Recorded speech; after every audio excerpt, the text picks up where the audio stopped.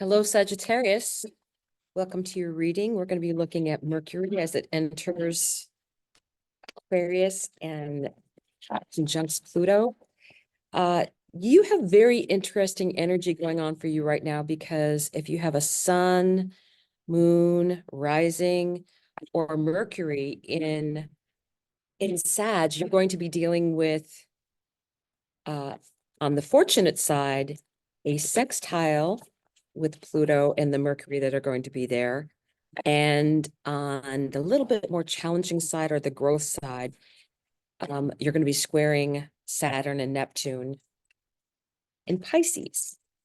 So Neptune can, if it's squaring something, if you have something at the end stages, it's going to be much more confusing, I think, than if you have something more in the area of Saturn, which is in Pisces, to try and straighten things out and bring some order to some of the Pisces energy just so that it can be worked with better. So that should be helpful for you. So let's take a look. Messages for Sagittarius underneath the deck. Uncovering treasure. Beneath the surface lies great beauty. Uncovering treasure. Top of the deck. Narrow pathway. Oh, on your way to discover the treasure. Choosing your path. Okay. So Sagittarius, I think that there are things out there for you to be discovering. And Sagittarius is a house of exploration, and I mean a sign of exploration anyway, and does a lot of, enjoys traveling and learning things that way, and is very spiritual. So I think you're going to be choosing to go on a journey / adventure about finding things that are of value to you, maybe hidden knowledge that may be out there. I feel that there's something out there for you to find one way or the other. All is possible, choosing your path. Narrow pathway, tread thoughtfully. Beneath the surface lies great beauty. You can't judge a book by its cover. That's definitely a message in there. So look a little deeper. Uncovering treasure, uncovering. It's not going to be walking around saying, here I am. To look a little deeper. Underside of the deck, strength. Strength is also wisdom too.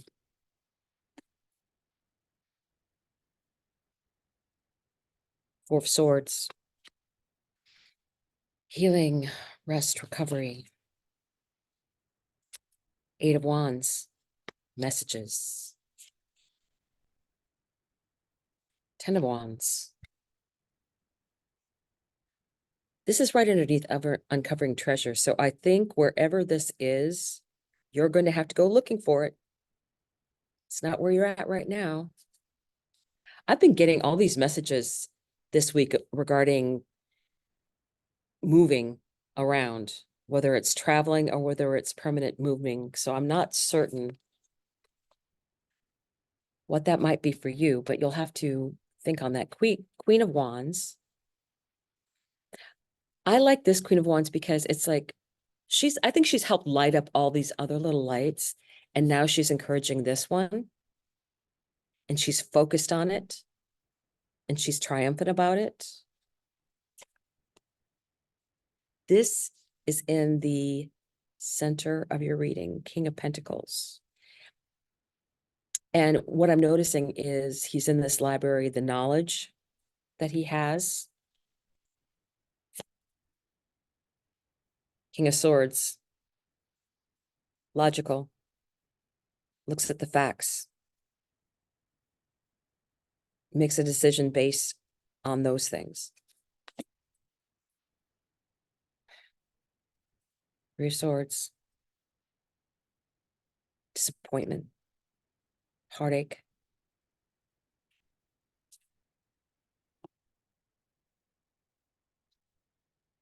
Five of Pentacles, feeling left out in the cold. This can also be lack mentality. But the key's right there to the door. So why isn't she making that choice? There could be hidden treasure behind that door.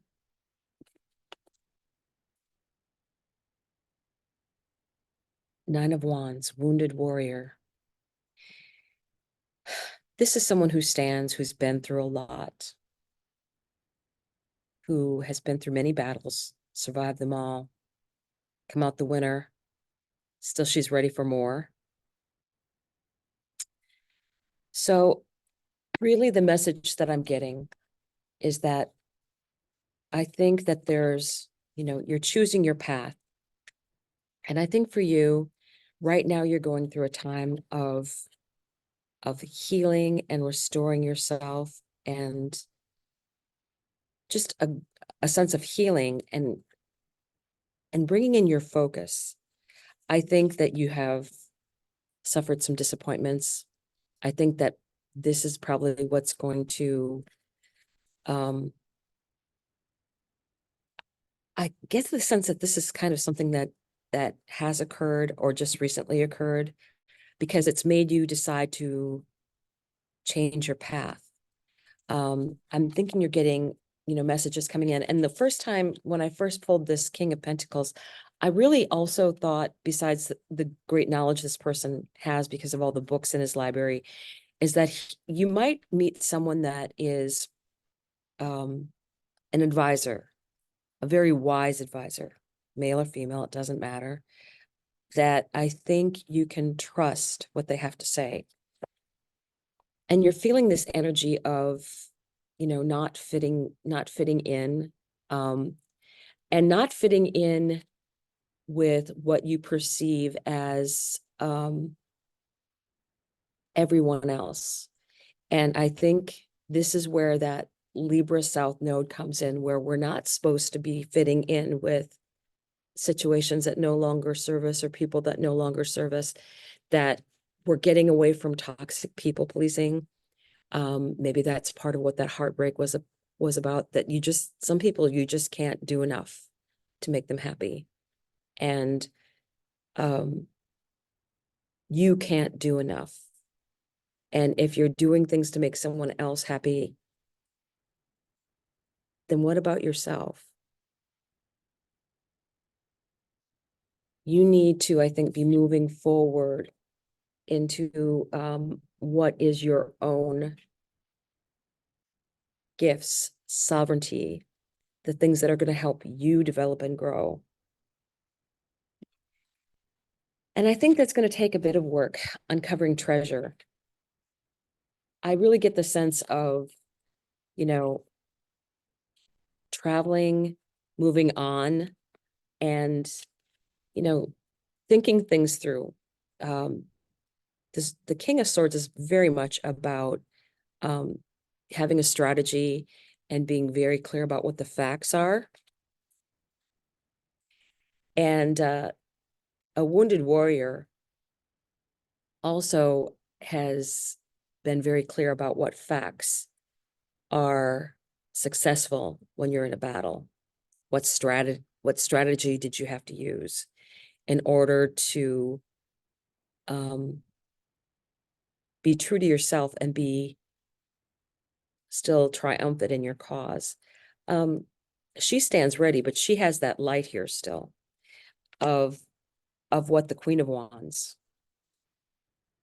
What is your personal integrity telling you about all of this? And don't forget, you have the Strength card. Whatever it is that you have to face, you have the strength to do whatever you need to do. So let's get some further messages from the Cosmic Journey Oracle for Sag. Doesn't help having Saturn square whatever is in the house of Sagittarius. Because Saturn will make you do the hard work, shadow work. It will, for sure.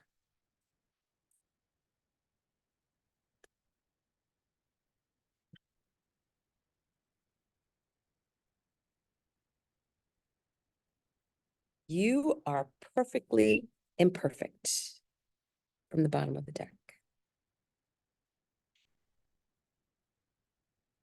You are perfect. Top of the deck. Your words create worlds. I like this one just because I think this is a 44 card. And I think that you'll find that using the new Aquarius moon that's coming up will be a good time of manifestation for you, so that you can write down your manifestations that you're intending, your intentions for the new moon, that then will take root and grow. And then in Leo time, you will see the fruition of those manifestations, intentions. Nice. Your 111-year-old self. I think part of what you need to do right now is take a broader view from, you know, in 20 years, 30 years, 40 years, 50 years. You can look back on this situation in a different way and see what was really important and what you learned from this lesson. That's part of the 111-year-old self, is that now you have the wisdom to know what this was all about, what lesson that this taught you. And there's a lesson here, uncovering treasure. So I would say you need to use the new moon in Aquarius. That's on February 9th. FYI, as soon as the new moon happens, there's a void of course moon, which means you need to wait till the next day to do your manifesting. But it looks like whatever you're going to be intending for your personal growth will be happening then when it becomes a full moon in Aquarius in August time. So I hope this information was helpful. Thank you for watching, and I will see you soon. Bye.